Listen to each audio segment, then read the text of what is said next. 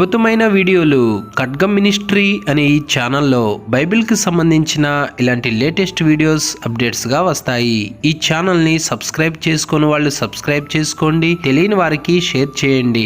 ఇవి Sunday school పిల్లలకును, విశ్వాసులకును, సేవకులకును బైబిల్ని అర్థవంతంగా చదవటానికి, బోధించటానికి కూడా ఎంతగానో సహాయపడతాయి. ఆల్రెడీ ఈ వీడియోలన్నీ ఈ ఛానల్లో రెఫరెన్స్తో సహా వివరంగా ఉన్నాయి. చూడండి, బైబిల్ని అర్థవంతంగా చదవండి.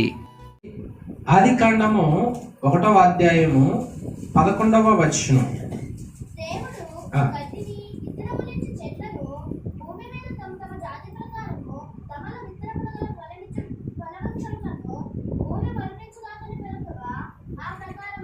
చాలు, దేవుడు 3వ దినమున తమ జాతి ప్రకారము విత్తనములు గల వృక్షములను సృజించాడు. దేవుడు సృష్టించిన నానా విధములైన వృక్షాలలో ఒక వృక్షం గురించి చెప్తాం. దేవుడు సృష్టించిన వృక్షాలన్నీ మంచే, అది మనిషికి ఉపయోగకరంగా ఉండటానికే దేవుడు సృష్టించాడు, అందుకే మంచిదంటాడు. మనందరికీ తెలిసిన వృక్షాలు చాలా ఉన్నాయి, తెలియనివి చాలా ఉన్నాయి. అయితే ఇప్పుడు చెప్పబోయే వృక్షం ఒకటి ఉన్నది. దానిలో దేవుడు ప్రత్యేకతలు పెట్టినాడు 7. ఏమిటి ఆ ప్రత్యేకతలు? ఇంతకీ ఆ వృక్షం ఏమిటి? దేవుడు ఎందుకని దానిలో అంత ప్రత్యేకతలు పెట్టినాడు? దాని ద్వారా మనం ఏమి నేర్చుకోవాలో క్లుప్తంగా కొద్ది మాటలలో నేను చెప్పి ముగించడానికి ప్రయత్నం చేస్తాను. చక్కగా వినండి. ఒలీవ వృక్షం అనేది ఒకటి ఉంది.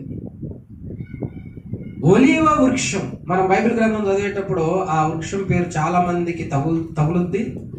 అది చూశారు, చదివారు.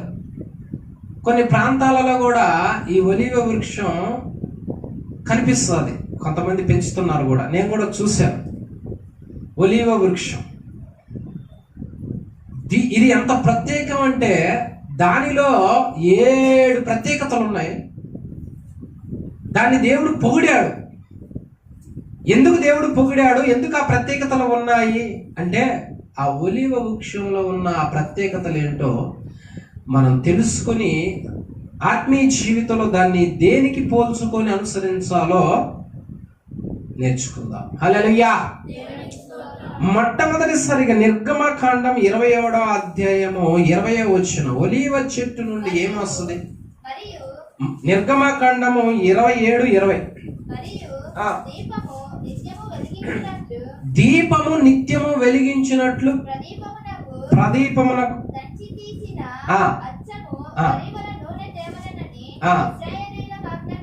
చాలు. ఒలీవల చెట్టు నుండి ఏం తీస్తారంట? నూనె తీస్తారంట. మనం కూడా నూనె తీస్తాం, వంట చేసుకొని తినటానికి, తలకు రాసుకోవటానికి, నానా విధములైన తైలాలు మనకి ఉన్నాయి. కానీ దేవుడు ఇక్కడ అంటా ఉన్నాడు, ఒలీవ చెట్టు నుండి నూనెను తీయాలి. నూనె వస్తుంది దాని నుంచి. ఆ నూనె ఎన్ని విధాలుగా ఉపయోగపడుతుంది అంటే చూడండి. మొట్టమొదటి పాయింట్ కీర్తన గ్రంథం 23వ అధ్యాయము 5వ వచనం. కీర్తన గ్రంథం 23:5.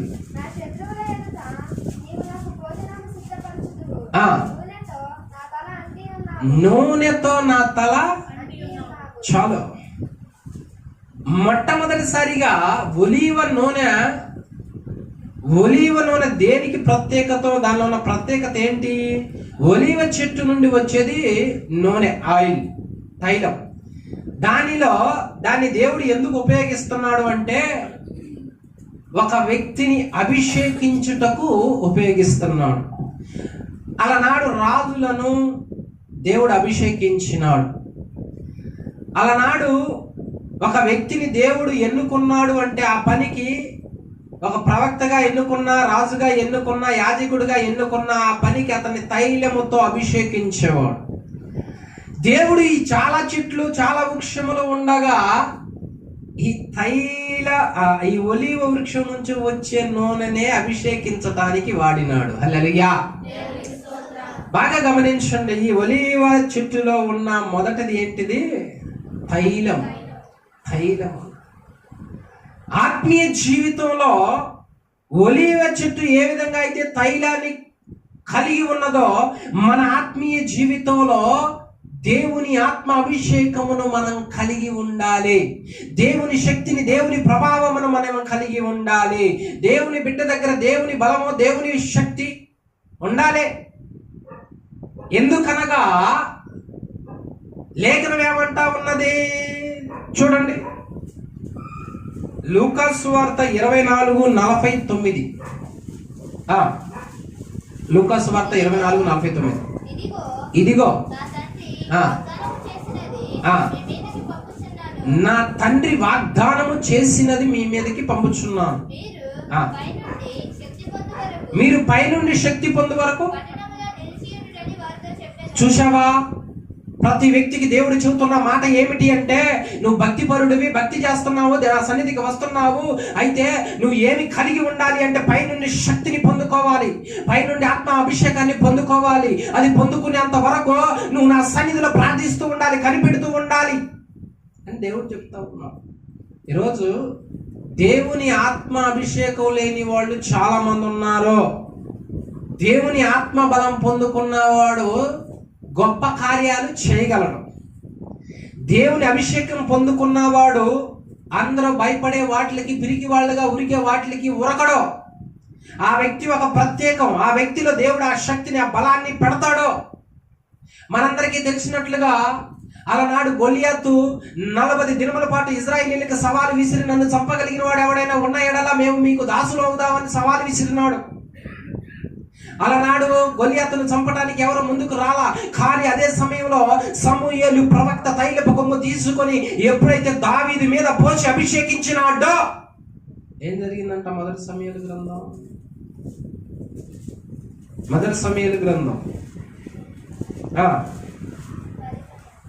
ఎంత? 16వ అధ్యాయము 13వ వచనం. సమూయేలు తైలపు కొమ్మును తీసి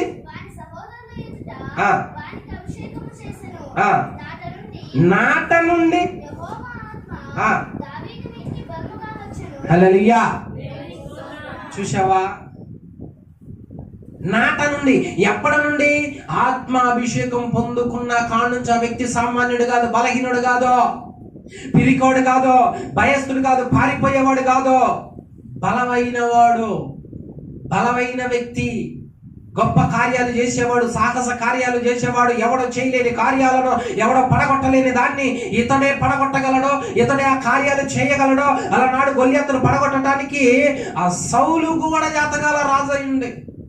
ఇశ్రాయేలీ ప్రజలు గొలియాతును చూసి పారిపోతా ఉంటుంటే ఆత్మాభిషేకం పొందుకుని దేవుని బలం ద్వారా నింపబడిన ఇతను మాత్రం రోషంతో అతనికి ఎదురుపోయి అతని ఖడ్గంతోనే గొలియాతు శిరస్సును తెగ నరికినాడంట. హల్లెలూయా.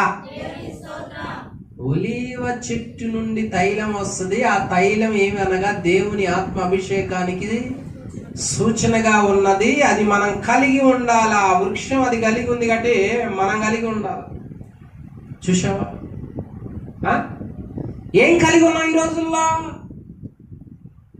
దేవుని బిడ్డలకి దేవుని బలం, దేవుని శక్తి లేకపోతే వాళ్ళు ఎవరిని ఎదిరించగలరు? ఎవరి మీద పోరాడగలరు? ఏ శరీర కార్యాలను జయించగలరు?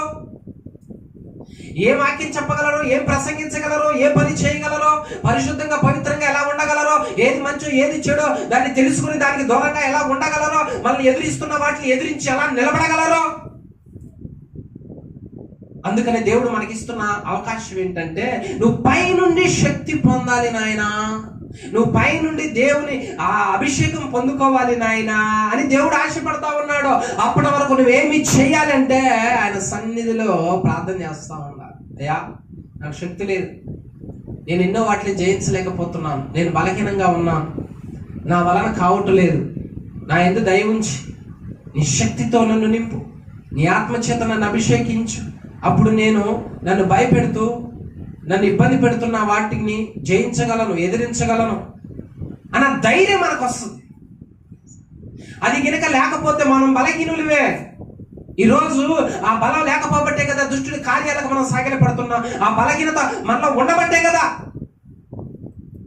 ఏ వ్యక్తి ఆత్మబలం పొందినవాడు సాగిలపడేవాడు కాదు, పైనుండి శక్తి పొందినవాడు సామాన్యుడు కాదు. అలనాడు లక్షల మందిని భయపెడుతున్న వాటిని పడగొట్టి ఇజ్రాయేలు ప్రజలకు రక్షణ కలిగించిన వాడు దావీదు. దావీదు మీద దేవుని అభిషేకం ఉన్నది. ఆ అభిషేకం ఏమిటి అనగా, ఎప్పుడైతే తైలం అతని మీద పోయబడ్డదో ఎక్కడ లేనంత బలం అతనికి వచ్చిందంట. ఈ మధ్యాహ్న కాల సమయంలో వాక్యం వింటున్నా నిన్ను కూడా దేవుడు అంటే అభిషేకం ద్వారా నింపునుగాక. హల్లెలూయా. మొట్టమొదటిగా తైల వృక్షంలో ఏమున్నది, ఒలీవల చెట్టులో ఏమున్నది, అందులో తైలాన్ని తీసి దేవుడు ఆనాడు రాజులను, యాజకులను, ప్రవక్తలను అభిషేకిస్తున్నాడు. అలాంటి అభిషేకము మన మీద కూడా ఉండాలి. మనం కూడా ఆత్మ బలం ద్వారా నడిపించబడాలి. దేవుని ఆత్మ ద్వారా ఎంత నడిపించబడుతారో వాళ్ళే దేవుని పిల్లలు, దేవుని కుమారులు. ఇక మిగిలిన వాళ్ళు లోకాన్ని జయించలేరు. గుర్తుపెట్టుకోండి. దావీదు ఒక్కడే గొల్లియాతును పడగొట్టింది, మిగిలిన ఎవడు పడగొట్టలేకపోయాడు. అంటే మనం పొందుకున్న ఆత్మ సామాన్యమైంది కాదు. ఎన్నో పడగొట్టడానికి దేవుడు మనకు శక్తిని ఇచ్చేవాడు. హల్లెలూయా. మొదటిగా ఒలీవల చెట్టులో తైలం ఉన్నది. ఆ తైలము దేవుని ఆత్మ అభిషేకానికి సూచన. అది మనం కలిగి ఉండాలి అని చెప్పుకున్నాం. రెండవదిగా దానిలో ఉన్న ప్రత్యేకత ఏమిటని లేఖనం సెలవిస్తా ఉన్నది. లూకాసు సువార్త 10:34. లూకాసు సువార్త 10:34.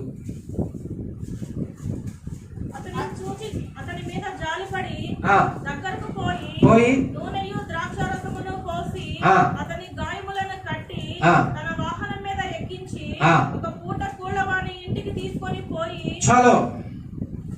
ఒక వ్యక్తి, ఒక మనుష్యుడు యెరూషలేము నుండి యెరికో ప్రాంతమునకు దిగి వెళుతున్నప్పుడు మార్గంలో దొంగల చేత కొట్టబడి కొరప్రాణంతో ఉండగా ఒక మంచి సమరయుడు ఆ ప్రాంతానికి వచ్చి గాయపరచబడి ఉన్న ఇతని దగ్గరికి వచ్చి ఏమి పెట్టిదా తనకు గాయాలు బాగు చేశాడు అంటుంది అక్కడ. నూనె. చూడు, అది ఏమి నూనె? ఒలీవల నూనె. ఒక్క నూనె అభిషేకానికి ఉపయోగపడుతుంది, ఒక నూనె ఎదుటి వ్యక్తి రోగాన్ని కట్టడానికి, బాగు చేయడానికి, నయం చేయడానికి ఉపయోగపడుతుంది. దేవుని ఆత్మబలం పొందుకున్న మనము ఇతరుల బలహీనతలు, ఇతరుల రోగాలు, ఇతరుల ఉన్న ఆత్మ సంబంధమైన వ్యాధులను పోగొట్టగలిగేవారుగా ఉండాలి. శక్తిమంతులుగా ఉండాలి. మనమే వ్యాధిగ్రస్తులుగా ఉంటే అసలు లేఖనం ఏమంటుంది? దేవుని ఆత్మబలం పొందుకున్నవాడు ఏం చేయగలడంట? చూడండి, మత్తయి సువార్త 12:28. మత్తయి సువార్త 12:28. శత్రువు చేసిన పని అని అతడు వారితో చెప్పగా ఆ దాసులు మేము వెళ్ళి వాటిని మత్తయి సువార్త 10:28. దేవుని ఆత్మ వలన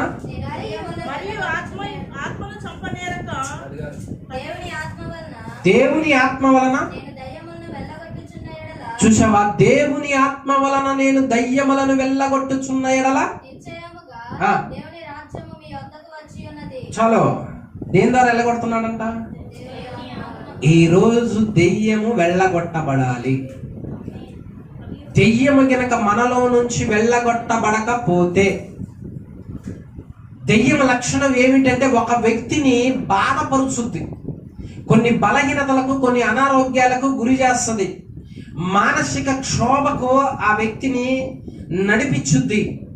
మనందరికీ తెలిసినట్లుగా గెరాసేనుల దేశంలో ఆ సేన అనే దెయ్యం పట్టిన వాడు తను తానే గాయపరుచుకొని పిచ్చివాడిలాగా, మతిస్థిమితో లేనివాడిగా సమాధుల్లో తిరుగుతూ తన ఆరోగ్యాన్ని తను తానే పాడు చేసుకుంటున్నాడు.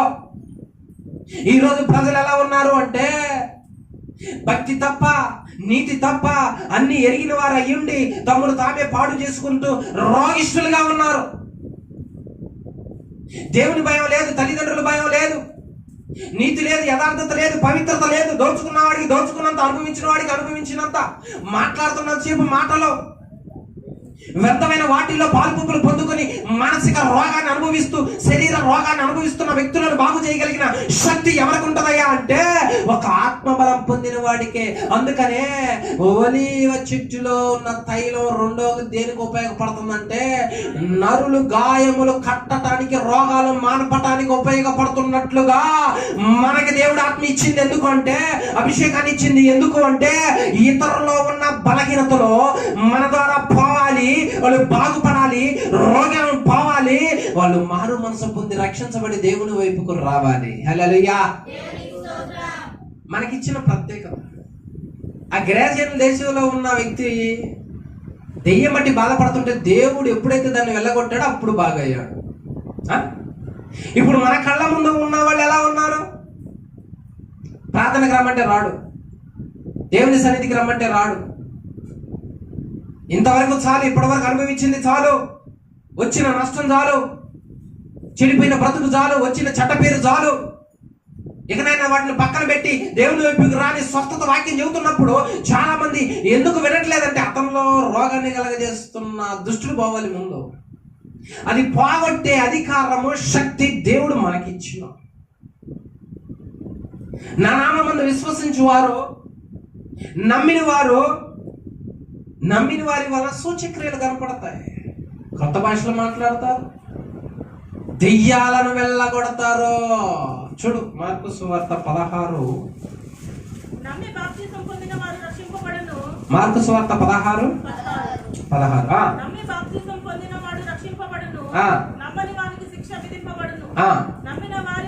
నమ్మిన వారి వలన ఏమిటయి? చూసావా, దెయ్యం వెళ్ళగొట్టబడాలి. అది నిలవ ఉండకూడదు, అది నివాస స్థలం మనలో ఏర్పరచుకోకూడదు, పిల్లల్లో ఏర్పరచకూడదు, ఈ యవనస్తులు ఏర్పరచుకోకూడదు, పెద్దల్లో ఏర్పరచుకోకూడదు. వాడు ఎక్కడైతే స్థావరము ఏర్పరచుకుంటాడో ఆ వ్యక్తిలో నివసించి ఆ వ్యక్తిని చిందరబిందర చేసి ఆ వ్యక్తిని జీవితాన్ని పతనం చేయడానికి చూస్తాడు వాడు. అది వెళ్ళగొట్టబడాలి అంటున్నాడు దేవుడు. అది వెళ్ళాలి, ఉండకూడదు. వెళ్ళగొట్టబడ్డప్పుడు ఆ వ్యక్తి మెళుకు కలిగి ఉంటాడు, స్వస్థ చిత్తుడై ఉంటాడు, మంచి ఆరోగ్యాన్ని కలిగి ఉంటాడు, మంచిగా మాట్లాడగలుగుతాడు, మంచిగా ఆలోచించగలుగుతాడు, తల్లిదండ్రులకు విధేయుడిగా ఉంటాడు. లేకపోతే వ్యర్థంగా తిరుగుతూ చెడు వ్యసనాలలో బానిసడైపోయి తన శరీరాన్ని పాడు చేసుకుని ఇతరులను పాడు చేయడానికి వాడు అలా తిరుగుతూ ఉంటాడు. కాబట్టి మనకు దేవుడు ఏం చెబుతున్నాడంటే ఆ దెయ్యం వెళ్ళగొట్టబడాలి. అది వెళ్ళగొట్టబడాలి అంటే ఒక సాధారణమైన వాడి వల్ల సాధ్యపడదు. ఒలీవ మొక్క తైలాన్ని ఇచ్చి ఆ తైలం ద్వారా దేవుడు మనకు నేర్పిస్తున్నది ఏమిటి అంటే అది అభిషేకానికి సూచనగా ఉన్నది, రోగాలు బాగొట్టడానికి సూచనగా ఉన్నది. మనమే ఆ మొక్క అయితే మనం అభిషేకం కలిగి ఉండాలి. 2, మనలో స్వస్థత మన ద్వారా ప్రబలాలి, మన ద్వారా ప్రభావం బయటికి రావాలి. నువ్వు పాడుతున్నా, నువ్వు ప్రార్థన చేస్తున్నా, నువ్వు వాక్యాన్ని బోధిస్తున్నా, కొంతమందికి విడుదల రావాలి. విడుదల రాకపోతే ఎంత? విడుదలేది? ఆ వ్యక్తి అబలహీనతతోనే అలా ఉండిపోతూ ఉంటున్నాడంటే అర్థం ఏంటి? ఆ దెయ్యం అతను పాడు చేస్తుంది. ఎవరికి ఇచ్చాడు అధికారం? ఎవరు వెళ్ళగొట్టగలరో అంటే విశ్వాసం ఉంచినవాడు, నమ్మినవాడు, బాప్తిసం తీసుకున్నవాడు. ఏది మనకి మళ్ళా ఉపయోగం? ఏది? ఏ వృక్షం? మనం ఒలీవల వృక్షం. మనం ఆ ఒలీవల వృక్షం ఏం కలిగి ఉంది? నూనె కలిగి ఉంది. అది అభిషేకానికి సూచనగా ఉన్నది. మనము అభిషేకించబడాలి. అది రోగాలు పోగొట్టడానికి, వైద్యానికి ఉపయోగపడుతుంది. మనలో కూడా అది కనపడాలి దేవుడికి. మనలో కూడా అది ఉండటం దేవుడు చూడాలి. నా బిడ్డ దెయ్యాలను వెళ్ళగొట్టేవాడు, పట్టించుకునేవాడు కదా, వెళ్ళగొట్టేవాడు, అనేకులను బాగు చేసేవాడు, స్వస్థ చిత్తులుగా చేసేవాడు, వాళ్ళ బలహీనత నుంచి విడిపించి నా వైపు నడిపించి వాళ్ళ బాగు చేసేవాడుగా ఉండాలని దేవుడు కోరుకొని ప్రాణం ఇచ్చాడు. మరి మనం ఎలా ఉన్నాం? మనం ఎలా ఉన్నాం? ఎవరిని విడిపిస్తున్నాం? ఎవరిని రక్షిస్తున్నాం? ఎవరిని దేవుని వైపు నడిపిస్తున్నాం? మన ద్వారా బాగుపడినోడు ఎవడు? చెప్పు. ఎవడు బాగుపడ్డు మన ద్వారా? మన నడక, మన పడక, మన చూపు, మన వస్త్రధరణ, మన ప్రవర్తన ద్వారా ఇతరుడు రోగం నుంచి బయటపడాలి. మరి చెడిపోతే, పాడైపోతే అర్థం ఏంటి? దేవుడు అంటున్నాడు, నీలో ఉండాల్సిన రెండవ ప్రత్యేకత ఇతరులను బాగు చేసే వైద్యం ఉండాలి, ఇతరులను స్వస్థపరిచే వైద్యం ఉండాలి. ఆ తైలం నీలో కనపడాలంటున్నాడు దేవుడు. అందుకనే ప్రార్థన చేయండి, అయ్యా నేను ఇతరులకు ఆశీర్వాదకరంగా, ఇతరులను నీ వైపు నడిపించే విధంగా ఉండాలయ్యా అని ప్రార్థన చేయండి. ఇతరులను పాడు చేసే వ్యక్తి కాదు, వాడు దెయ్యం పట్టినోడు అని అర్థం. గెరాసీన దేశంలో ఉన్నవాడు ఆ ప్రాంతంలో ఎవడు వచ్చినా కొడుతున్నాడు, అటు ఎవడని రావాలంటే భయమేనంటాడు దెబ్బకి. అదే ఆత్మబలం పొందుకున్న యేసుక్రీస్తు వారు అక్కడ అడుగు పెడితే వాడు కట్లు తెగిపోయి బాగయ్యాడు. మరి ఇంట్లో ఆత్మబలం పొందుకొని ఉన్నాం, నీ ద్వారా ఎవరి కట్లు తెంపబడుతున్నాయి? ఎవరి రోగం బాగుపడుతుంది? ఎవరి ఆలోచన మారుతుంది? ఎందుకు రావటం లేదు నీ కుటుంబం ప్రార్థనకి? నీ భర్త ఎందుకు రావట్లేదు? నీ పిల్లలు ఎందుకు రావటం లేదు?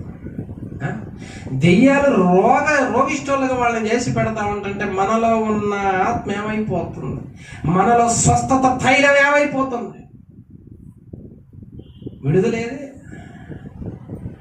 రోషం కలిగి ఉండే ఇకనైనా ఆ ఒలీవల చెట్టు మనమే, అందులో తైలం ఉన్నది, అభిషేకానికి సూచన. మనలో తైలం, అభిషేకం ఉండాలి. 2, రోగాలను బాగు చేయడానికి అది ఉపయోగపడుతుంది తైలం. మనలో కూడా అనేకుల రోగాలు పోగొట్టే విధంగా ఆ స్వస్థత మనం కలిగి ఉండాలి. హల్లెలూయా. తర్వాత ఒలీవ తైలము, దానిలో ఉన్న ప్రత్యేకత ఏంటంట? దేనికి ఉపయోగపడుతుంది? మొదటి రాజుల గ్రంథం 17:12. 12.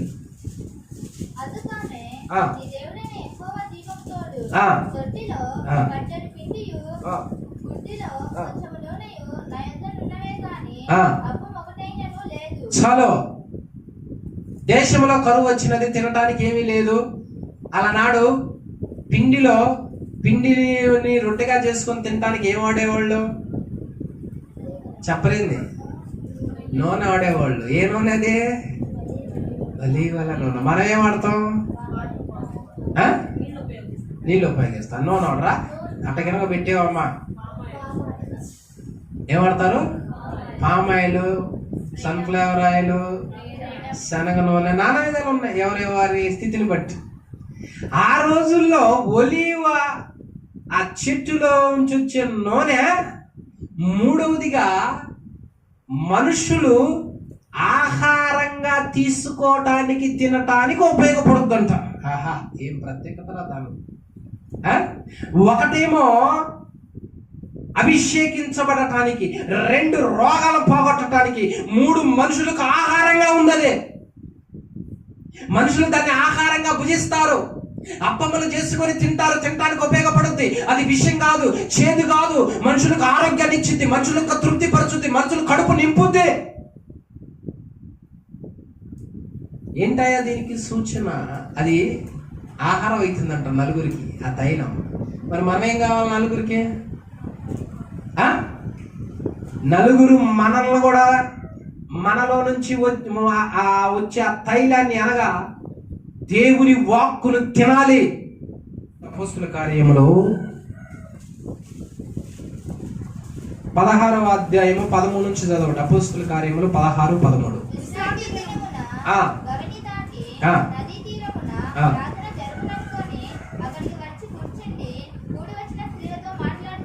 మాటలాడుచుండిమి.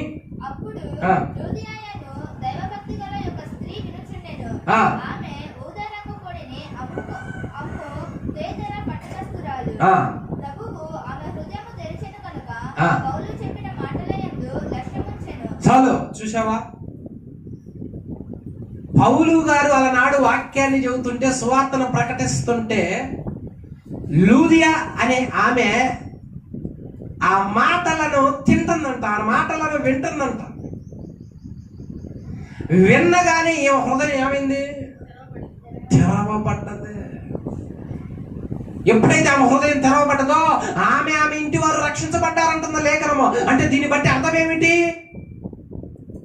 ఒలీవల చెట్టులో ఉన్న తైలము మూడవదిగా దేనికి ఉపయోగపడుతుందంటే